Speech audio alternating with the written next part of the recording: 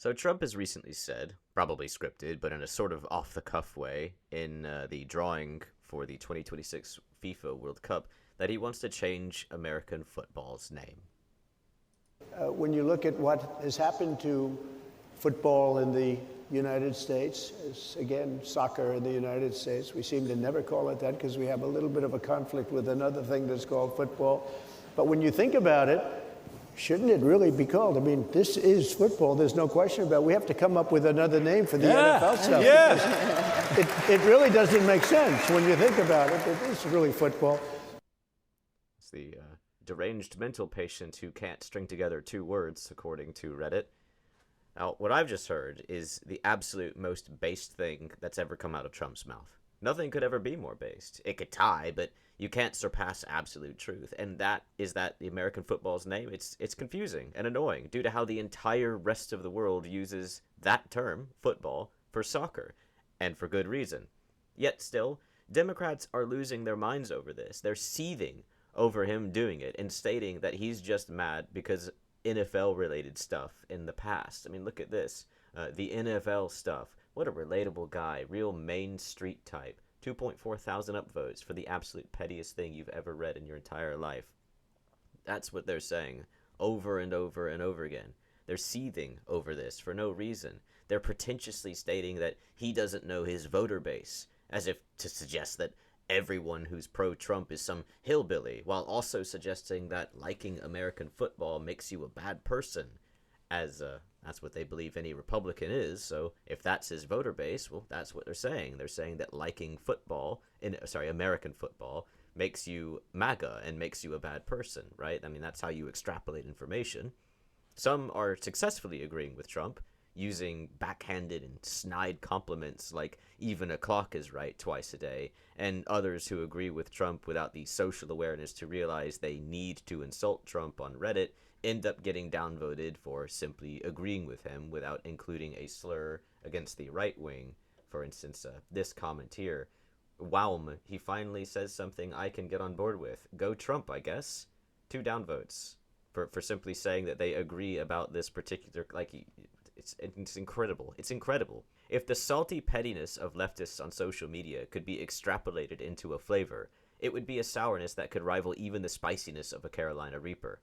You'd have to sign a waiver before consuming it. They can't even admit that the entire rest of the planet calling soccer football is enough of a reason for the USA to change their naming conventions.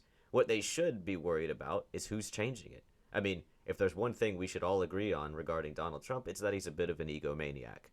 I don't think I've ever watched a single game of American football in my life, and I've only watched a few games of soccer, but I do get a kick out of the thought, how does Trump ball sound to you? Sounds to me like something that he would love. That is what you should be worried about. But what about this? What if he decides to go bigger? Gulf of Mexico? Gulf of America? Gulf of Trump. The entire Western Hemisphere is America, after all. Everyone refers to one country as America. Don't you think that irritates the rest of the Western Hemisphere? Canadians are American. Brazilians too. Why should they be annoyed by this naming convention, which is just like with football, where people say America, but they only mean one country. They don't mean South America. They don't mean Brazil.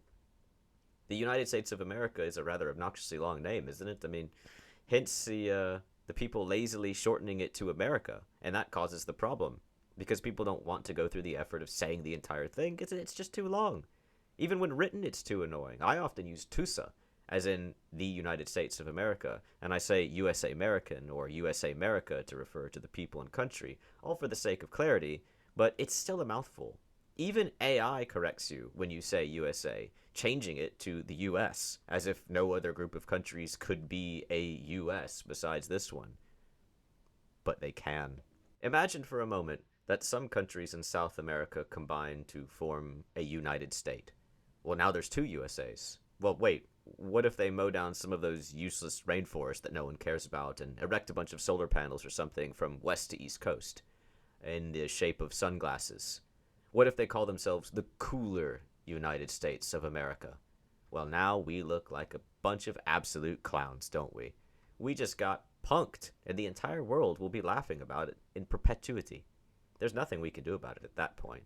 We could threaten them to change it, but that would just make us look like bitches who can talk it, but not take it. You got to plan for these sorts of things. Better us change our name now while we can, right? And don't you think the highlight of Trump's life would be renaming the country? I forget his wedding day. Forget his child's birth. Forget being elected president. Forget anything that may or may not have happened on whatever island that may or may not exist. The day he officially creates Trumpland would be his crowning achievement. My point is that the only thing that's happened is he's suggested a much welcome change that the entire world would be grateful for. Yet Democrats have lost their mind. He hasn't renamed it to Trump Ball. He hasn't had the ball's official color changed to orange. He hasn't said or done anything crazy regarding this, and yet people are acting crazy in response to it. All that takes for him to make this happen is his signature.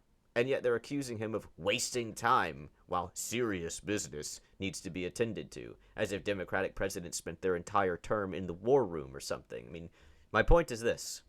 What do you do with a bunch of people who are always negative, always antagonistic, always aggressive, always bitter, always angry, always trying to tear down the political group of those whom they claim can only destroy, even when something good is coming from that group? Seriously, what do you do with people who refuse to accept reality at face value? People who refuse to be happy? Even if Trump went on camera and agreed to be AOC's puppet, the left wouldn't be happy. If he enacted every law that they demanded, without question, they wouldn't be happy. They'd scream too little, too late. They're that person. The Democrats are that person. Their team wins. Then they look at the score. They realize that they, personally, did poorly, and so they get mad and they blame their team. You may not have helped, but you can still take the W and keep your mouth shut. Instead, you ruin everyone else's fun. Why? Anyway, thanks for watching. Take care now. Bye-bye then.